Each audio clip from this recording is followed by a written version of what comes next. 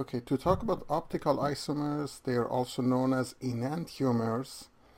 There are a few things that you have to detect immediately. One is they have a chiral or asymmetric carbon, a carbon with 4 different attachments. Once you realize it's enantiomer, you have to accept that they have optical activity. I'll get into it in a few seconds. Also, the most important is they react with other chiral or optical isomers. And that's the most important effect or side effect. So the first example I go after is butanol or 2-butanol, and if you do that, it's CH3, CHOH, CH2, CH3. Now one of these carbons have 4 different attachments, and that's the second carbon, which I'm going to put an asterisk on it. This indicates that you have 4 different attachments. So it's sp3, so when you do your shape, tetrahedral, one attachment is CH3, so I put it here. The other one is a hydrogen, I'll put it up here. Then you have a hydroxyl, I put it down here. And finally, you have one attachment which is combination of 2 carbons, C2H5. I put it here. So this is known as chiral, from Greek for handedness, or asymmetric. Then if you are giving an answer for IB, make sure you put your plane of a mirror. So straight line, it wasn't so straight. Plane of mirror. Now the other isomer is in this fashion. All you have to do is replace the partners on either side. So C2H5, I'll put it on this side. CH3 I put on the other side. OH below, hydrogen above. Now these are totally 2 isomers, optical isomers, and they will have optical activities. To show optical activity, which is, we don't get much into it, it's just you have to appreciate that light is electromagnetic wave that goes in all directions.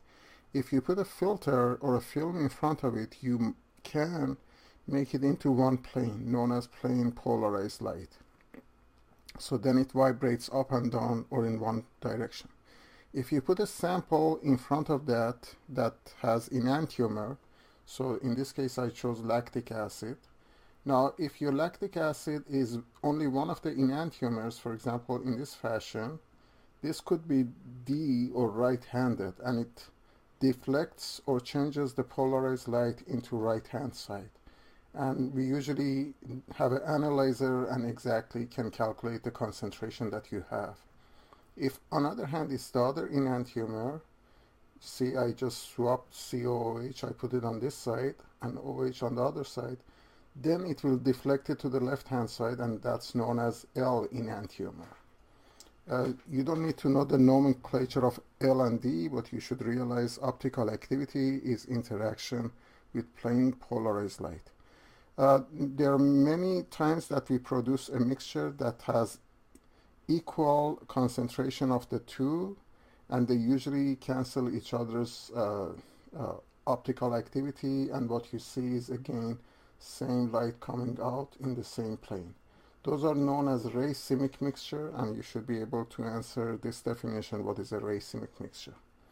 To finalize this, I chose methamphetamine because soon we are going to study it in drugs and medicine. Now methamphetamine, when you look at the structure, this is a benzene here.